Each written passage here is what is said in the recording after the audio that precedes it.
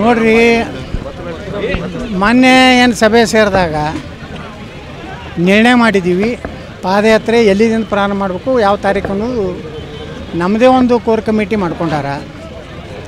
ನಾ ಈಗೇನು ಅದ್ರ ಬಗ್ಗೆ ಏನೂ ಹೇಳಿಕೆ ಕೊಡಬಾರ್ದು ಅಂತ ಹೇಳ್ಯಾರ. ಇನ್ನು ಏನೇ ಹೇಳಿಕೆ ಇದ್ದರೂ ಪಕ್ಷದ ಆಂತರಿಕ ವಿಷಯದಲ್ಲಿ ಅವ್ರು ಏನು ಹೇಳ್ತಾರೆ ಅವರೇ ಕೊಡ್ತಾರೆ, ನಾ ಕೊಡೋದಿಲ್ಲ. ನೋಡ್ರಿ, ನಾವು ಕೇಂದ್ರ ನಮ್ಮ ಪಕ್ಷದ ಹೈಕಮಾಂಡ್ ಅನುಮತಿ ಕೊಟ್ಟರೆ ನಾವು ಮಾಡ್ತೀವಿ, ಅವ್ರು ಅನುಮತಿ ಕೊಡದೇ ಇದ್ರೆ ನಾವು ಮಾಡೋದಿಲ್ಲ. ಅನುಮತಿಗೆ ಮುಂದಿನ ಮೀಟಿಂಗ್ ಒಂದು ಕರೆದ್ವಿ ನಾವು. ಅದು ಆದಮೇಲೆ ಎಲ್ಲರೂ ಒಪ್ಪಿಗೆ ತೊಗೊಂಡು ಅಲ್ಲಿಂದ ದಿಲ್ಲಿಗೆ ನಾವು ಅನುಮತಿ ಕೇಳ್ತೀವಿ. ನೋಡ್ರಿ, ನಮ್ಮ ಭಾರತೀಯ ಜನತಾ ಪಾರ್ಟಿ ಮ್ಯಾಗೆ ಮೊನ್ನೆ ಲೋಕಸಭಾ ಚುನಾವಣೆಯಲ್ಲಿ ನರೇಂದ್ರ ಮೋದಿಯವರು 400 ಲೋಕಸಭಾ ಸದಸ್ಯರು ಕೊಟ್ಟರೆ ಸಂವಿಧಾನ ಬದಲಾವಣೆ ಮಾಡ್ತಾರೆ, ದಲಿತರ ಎಲ್ಲ ಹಕ್ಕು ಕಸೋತಾರೆ, ದಲಿತರನ್ನ ದಮನ ಮಾಡ್ತಾರತ್ತ ಅಪಪ್ರಚಾರ ಈ ದೇಶದಲ್ಲಿ ಆಯಿತು. ಇದರಿಂದ ದಲಿತರಲ್ಲಿ, ಹಿಂದುಳಿದ ವರ್ಗದಲ್ಲಿ ಬಿ ಜೆ ಪಿ ಬಗ್ಗೆ ಒಂದು ವಿಶ್ವಾಸ ಕಡಿಮೆ ಆಗಿದ್ದರಿಂದ ನಾವು 240ಕ್ಕೆ ಬಂದು ನಿಲ್ಲಬೇಕಾಯ್ತು. ಅದನ್ನು ನಾವು ಭಾಳ ಯಶಸ್ವಿಯಾಗಿ ಅವ್ರು ಮಾಡಿದಂಥ ಸಂವಿಧಾನ ಬದಲಾವಣೆ ಮಾಡೋದಿಲ್ಲ ಅಂತ ನರೇಂದ್ರ ಮೋದಿಯವರು ಹೇಳಿದ್ರು. ಸೂರ್ಯಚಂದ್ರರಿಗೆ ನಾವು ಮೀಸಲಾತಿ ಅಥವಾ ಬಾಬಾ ಸಾಹೇಬ್ ಅಂಬೇಡ್ಕರ್ ಸಂವಿಧಾನಕ್ಕೆ ನಾವು ಕೈ ಹಚ್ಚೋದಿಲ್ಲ, ಅದಕ್ಕಿನ್ನೂ ಶಕ್ತಿ ತುಂಬು ಕೆಲಸ ಮಾಡ್ತೀವಿ ಅಂತ ಹೇಳಿದ್ರು ಸಹ ವಿರೋಧ ಪಕ್ಷಗಳ ವಿರೋಧದಿಂದ ದೇಶದಲ್ಲಿ ದಲಿತರು, ಹಿಂದುಳಿದ ವರ್ಗದವರು ಬಿ ಜೆ ಪಿಯಿಂದ ಸ್ವಲ್ಪ ವಿಮುಖ ಆಗಿದ್ದರಿಂದ ನಮ್ಮ ಲೋಕಸಭಾ ಕ್ಷೇತ್ರಗಳು ಕಡಿಮೆ ಆದವು. ಇವತ್ತು ಕರ್ನಾಟಕದಲ್ಲಿ ದಲಿತರ ಹೆಸರಿನಿಂದ, ಹಿಂದುಳಿದ ವರ್ಗದ ಹೆಸರಿನಿಂದ, ಅಲ್ಪಸಂಖ್ಯಾತರ ಹೆಸರಿನಿಂದ ಅಧಿಕಾರಕ್ಕೆ ಬಂದಂಥ ಕಾಂಗ್ರೆಸ್ಸು 187 ಕೋಟಿ ರೂಪಾಯಿ ಇವತ್ತು ವಾಲ್ಮೀಕಿ ಏನೊಂದು ನಿಗಮ ಇದೆ ಲೂಟಿಯಾಗಿದೆ. ಸ್ವತಃ ಮುಖ್ಯಮಂತ್ರಿಗಳೇ ವಿಧಾನಸಭೆಯಲ್ಲಿ 187 ಕೋಟಿ ಅಲ್ಲ, ಬರೀ 82 ಕೋಟಿ ಆಗಿದೆ ಅಂತ ಹೇಳ್ತಾರೆ. ಅಂದರೆ 82 ಕೋಟಿನೂ ಹೋಗಿತ್ತಲ್ಲ. ನಾ ಅದೇ ಹೇಳಿದೆ ವಿಧಾನಸಭೆಯಲ್ಲಿ, 187 ಕೋಟಿ ಒಂದು ಕುಟುಂಬಕ್ಕೆ SC/ST ಜನಾಂಗದ ಕುಟುಂಬಕ್ಕೆ ನಾವು 1 ಲಕ್ಷ ರೂಪಾಯಿ ಕೊಟ್ಟಿದ್ರೆ ಕರ್ನಾಟಕದಲ್ಲಿ 18,000 ವಾಲ್ಮೀಕಿ ಜನಾಂಗದ ಬಡವರಿಗೆ ಇವತ್ತು ಆ ಹಣ ಹೋಗ್ತಿತ್ತು. ಅವರ ಏನೋ ಒತ್ತು ಗಾಡಿಯವರಾಗಲಿ, ಕಾಯಿಪಲ್ಯ ಆಗಲಿ, ಆಟೋ ರಿಕ್ಷಾ ಆಗಲಿ, ಏನೋ ಒಂದು ತೊಗೊಂಡು ಜೀವನ ಮಾಡ್ತಿದ್ರು. ನೀವು ದಲಿತರು ರೊಕ್ಕ ಅಲ್ಲಿ ST ಜನರು ರೊಕ್ಕ ತಿಂದ್ರಿ. ಗ್ಯಾರಂಟಿ ಹೆಸರಲ್ಲೇ ಕರ್ನಾಟಕದ 24,000 ಕೋಟಿ SC TSP ಏನು ಅಭಿವೃದ್ಧಿ ಅದು ಏನಿತ್ತಂದ್ರೆ ದಲಿತರಿಗೆ ಕಾರ್ ಕೊಡೋದಾಗಲಿ, ದಲಿತರಿಗೆ ಕಾಂಪ್ಲೆಕ್ಸ್ ಮಾಡಿಸೋದಾಗಲಿ, ದಲಿತರಿಗೆ ರಸ್ತೆ ಮಾಡೋದಾಗಲಿ, ಡ್ರೈನೇಜ್ ಆಗಲಿ, ಪ್ಯೂರ್ಲಿ ದಲಿತರ ಅಭಿವೃದ್ಧಿಗಾಗಿದ್ದಂಥ 24,000 ಕೋಟಿಯನ್ನು ನೀವು ಗ್ಯಾರಂಟಿಗೆ ಹಾಕಿರಿ. ನಿಮ್ಮ ಬಸ್ಸು, ನಿಮ್ಮ ಭಾಗ್ಯಲಕ್ಷ್ಮಿ, ನಿಮ್ಮ ಕರೆಂಟ್ ಬಿಲ್ಲು ಅಂತ ಹೇಳಿ 24,000 ಕೋಟಿ ತೊಗೊಂಡಿರಿ. ಹೀಗಾಗಿ ದಲಿತರಿಗೆ ನೀವು ಅನ್ಯಾಯ ಮಾಡಿದ್ರಿ. ಹಿಂದುಳಿದವ್ರಿಗೆ ನೀವು ಏನೂ ಯಾವುದೇ ಯೋಜನೆ ಮಾಡಲಿಲ್ಲ ಸಿದ್ದರಾಮಯ್ಯನವರು. ಇವತ್ತು ಅಲ್ಪಸಂಖ್ಯಾತರು ಅಂದರೆ ಬರೀ ಮುಸ್ಲಿಮ್ರು ತಿಳ್ಕೊಂಡರು. ಅವ್ರಿಗೆ ಇದು ಹುಬ್ಬಳ್ಳಿಯಲ್ಲಿ ಒಂದು ಮುಸ್ಲಿಂ ಸಮಾವೇಶದಲ್ಲಿ ಹೇಳ್ತಾರೆ 10,000 ಕೋಟಿ ರೂಪಾಯಿ ಅವ್ರ ಅಭಿವೃದ್ಧಿ ಕೊಡ್ತಿರತ್ತೆ. ಇವತ್ತು ದಲಿತರ 24,000 ಕೋಟಿ ಕಸ್ಕೋತೀರಿ, 187 ಕೋಟಿ ಲೂಟಿ ಮಾಡ್ತೀರಿ, ಅಲ್ಲಿ ಅವ್ರಿಗೆ 10,000 ಕೋಟಿ ರೂಪಾಯಿ ಕೊಡ್ತೀರಂದ್ರೆ ನೀವು ಕೇವಲ ಮುಸ್ಲಿಮರ ಬಂದು ಅಭಿವೃದ್ಧಿ ನಿಮ್ಗೆ ಅಟ್ಟೇ ಬೇಕಾಗಿದೆ. ಹಿಂದುಳಿದವರು ದಲಿತರು ನೀವು ಮೋಸ ಮಾಡಿದಿರಿ. ಅದಕ್ಕೆ BJP ನಾವು ದಲಿತ ವಿರೋಧಿ ಅಲ್ಲ, ನಾವಿದ್ದಾಗ ಏನು ದಲಿತರಿಗೆ ಸಿಗಬೇಕಾದಂಥ 22% SCP TSP ಹಣ ಸಂಪೂರ್ಣ ವಿನಿಯೋಗ ನಾವು ಮಾಡಿದ್ದೀವಿ. ನೀವು ಅದನ್ನು ಕಸ್ಕೊಂಡಿದ್ದೀರಿ. ಅದನ್ನು ಜನರಲ್ಲಿ ಜಾಗೃತಿ ಮಾಡಲಿಕ್ಕೆ ನಾವು ಈ ಒಂದು ಪಾದಯಾತ್ರೆ ಮಾಡ್ತಾಯಿದ್ದೀವಿ. ಯಾವ ಹೊಂದಾಣಿಕೆ ರೀ? ಇಲ್ಲ, ನಾನು ವಿಜೇಂದ್ರ ಜೊತೆ ಹೊಂದಾಣಿಕೆಗೂ ಪ್ರಶ್ನೆ ಇಲ್ಲ. ಯಾಕೆ ಆಗೋದಿಲ್ಲ ಅಂದರೆ ಮೊನ್ನೆ DK ಶಿವಕುಮಾರ್ ಹೇಳ್ಯಾರ, ನಾವು ಕಾಂಗ್ರೆಸ್ ಕೊಟ್ಟ ಭಿಕ್ಷೆಯಿಂದ ವಿಜೇಂದ್ರ MLA ಆಗಿದ್ದೀಯಾ, ನೀನು ವಿಧಾನಸೌಧ ಕಟ್ಟಿ ಹತ್ತಲಿಕ್ಕೆ ಕಾಂಗ್ರೆಸ್ ಕೊಟ್ಟ ಭಿಕ್ಷೆ ಅಂತೇಳಿ DK ಶಿವಕುಮಾರ್ ಹೇಳಿದ್ದಾರೆ. ಇದನ್ನು ಮೊದಲು ನಾನು ಹೇಳ್ಕೊತಾ ಇದ್ದೆ, ಇವತ್ತು ಒಪ್ಕೊಂಡಾರ. ಹೊಂದಾಣಿಕೆ ಇದೆ ಅನ್ನೋಂಥದ್ದು. ಅಂಥವ್ರ ಜೋಡಿ ಹೊಂದಾಣಿಕೆ ಆಗೋದಿಲ್ಲ. ಸಂಘದ ಹಿರಿಯರಾಗಲಿ, ನಮ್ಮ ಪಕ್ಷದ ರಾಷ್ಟ್ರೀಯ ಅಧ್ಯಕ್ಷರು ನನಗೆ ಒಬ್ಬರನ್ನ ಮೆಸೆಂಜರ್ ಕೊಟ್ಟು ಕಳಿಸಿದ್ರು ನಿನ್ನೆ. ಸ್ವಲ್ಪ ದಿವಸ ಮೌನ ಇರ್ರಿ, ನಾವೆಲ್ಲ ಸರಿ ಮಾಡ್ತೀವಿ. ಪಕ್ಷದಲ್ಲಿ ಪ್ರಾಮಾಣಿಕರಿಗೆ, ಹಳೆಯ ಕಾರ್ಯಕರ್ತರಿಗೆ, ನಿಷ್ಠಾವಂತ BJP ಕಾರ್ಯಕರ್ತರಿಗೆ ಸೂಕ್ತವಾಗಿ ಗೌರವ ಕೊಡುವಂಥ ಕೆಲಸ ಮಾಡ್ತೀವಿ ಅಂತ ನಾವು ಹೇಳಿದ್ದಾರೆ. ನಾನು ಈಗ ಯಾವುದೇ ಪಕ್ಷದ ವಿರುದ್ಧ ಹೇಳಿಕೆಗಳನ್ನು ಕೊಡೋದಿಲ್ಲ. ಯಾಕಂದ್ರೆ ರಾಷ್ಟ್ರೀಯ ಅಧ್ಯಕ್ಷರು ಒಬ್ಬರು ಸಂದೇಶವನ್ನು ಕೊಟ್ಟು ಕಳಿಸ್ಯಾರ. ಸಂಘದ ಹಿರಿಯರು ನನಗೆ ಕಿವಿಮಾತು ಹೇಳಿದ್ದಾರೆ.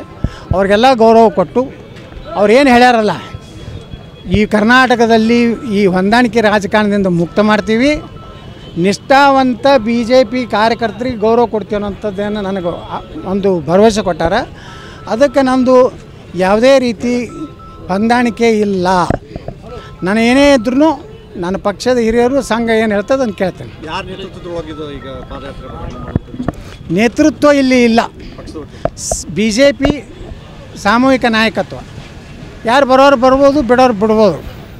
ನಾವೆಲ್ಲರೂ ಕೂಡಿ ಮಾಡ್ತೀವಿ. ನಮ್ಮ ಅಜೆಂಡಾ ಏನಪ್ಪ ಅಂದ್ರೆ, ನಾವು ಬಂಡಾಯಗಾರರಲ್ಲ, ನಾವು ಭಿನ್ನಮತೀಯರಲ್ಲ. ನಾವು ಭಾರತೀಯ ಜನತಾ ಪಾರ್ಟಿಯನ್ನು ಹೊಂದಾಣಿಕೆಯ ರಾಜಕಾರಣವನ್ನುವಂಥ ಶಾಪದಿಂದ ಮುಕ್ತ ಮಾಡಿ ನಿಜವಾದಂಥ ಭಾರತೀಯ ಜನತಾ ಪಾರ್ಟಿಯನ್ನು ಕಟ್ಟಬೇಕು ಅನ್ನೋಂಥವ್ರು. ದಯವಿಟ್ಟು ಮಾಧ್ಯಮಗಳಿಗೆ ಕೈ ಮುಗಿದು ಕೇಳ್ಕೊತೀನಿ, ಭಿನ್ನಮತೀಯ ಬಂಡಾಯಗಾರ ತನಬೇಡ್ರಿ. ನೀವು ಹಂಗೇನಾರ ಅಂದ್ರೆ ವಿಜೇಂದ್ರ ನಿಮಗೇನೋ ಕೊಟ್ಟಾರತ್ತ ನಾವು ತಿಳ್ಕೊತೀವಿ. ನೀವು ಜಾಗೃತ ಆಗಿ ನಮ್ಮ ಬಂಡಾಯ ಅಂದ್ರೆ ವಿಜೇಂದ್ರ ಏನೋ ಪ್ಯಾಕೇಜ್ ಕೊಟ್ಟಾನ ನಾನು ಓದ್ತೀನಿ. ಅದಕ್ಕೆ ಯಾವ ಮಾಧ್ಯಮದವರು ನಮ್ಮ ಗುಂಪಿಗೆ ಬಂಡಾಯಗಾರ ಅನ್ಬೇಡ್ರಿ. ಪಕ್ಷದ ವೃದ್ಧಿಗಾಗಿ ಹೋರಾಟ ಮಾಡುತ್ತಿರುವ ನಿಷ್ಠಾವಂತ ಕಾರ್ಯಕರ್ತರು ತಂದ್ರಿ. ನಮ್ಗೆ ಇನ್ನೂ ಏನೂ ಸಂದೇಶ ಬಂದಿಲ್ಲ. ಕರೀಲಿ, ಅಲ್ಲಿ ಏನು ಕರೆದ್ರು ನಾವು ಹೇಳ್ತೀವಿ. ನಾವು ಒಬ್ಬೊಬ್ಬರೇ ಹೋಗಿ ಕಾಂಪ್ರಮೈಸ್ ಆಗೋದಿಲ್ಲ ಅಂತ ನಿರ್ಣಯ ಮಾಡಿ ಮನೆ ನಾವು ಒಟ್ಟಾಗಿ ಹೋಗ್ತೀವಿ.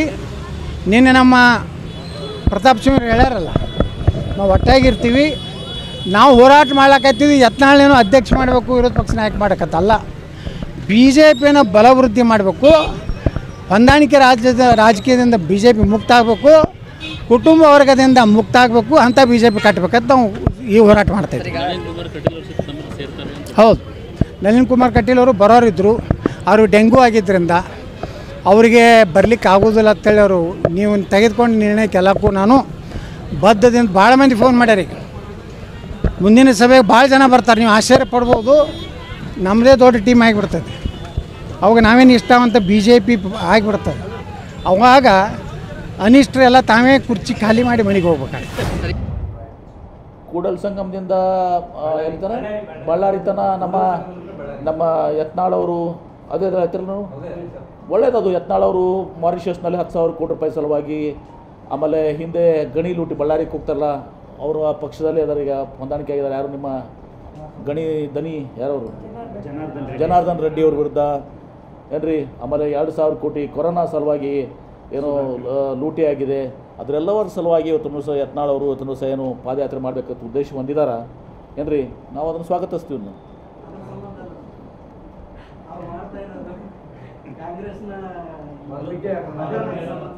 ಆಯ್ತಾ, ನಮ್ಮ ಅವ್ರು ಯತ್ನಾಳ್ ಅವರು ಆನ್ ರೆಕಾರ್ಡ್ ಇದೆ ಇವತ್ತೆಲ್ಲ. ಇದು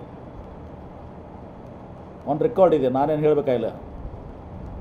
ಆನ್ ರೆಕಾರ್ಡ್ ಇದೆ. ಯತ್ನಾಳ್ ಅವರು ಕೊರೋನಾ ಸಂದರ್ಭದಲ್ಲಿ ಯಡಿಯೂರಪ್ಪ, ವಿಜೇಂದ್ರ ಮತ್ತು ಇನ್ನೊಬ್ಬರು ಯಾರು ಮಂತ್ರಿ ನಮ್ಮ ಸುಧಾಕರ್ ಅವರು ಈಗ MP ಇದ್ದಾರೆ, ಇವರು 2,000 ಕೋಟಿಗಿಂತ ಹೆಚ್ಚಿಗೆ ಹಾಕೊಂಡು ಮಾಡಿದ್ದಾರೆ ಅಂತ ಹೇಳಿದ್ದಾರೆ. ವಿಜೇಂದ್ರ ಹೋಗಿ ಮಾರಿಷಸ್ನಲ್ಲಿ 10,000 ಕೋಟಿ ರೂಪಾಯಿ ಅಪ್ಪ ಮಗ ಹೋಗಿಟ್ಟು ಬಂದಾರೆ ಅಂತ ಹೇಳಿದ್ದಾರೆ.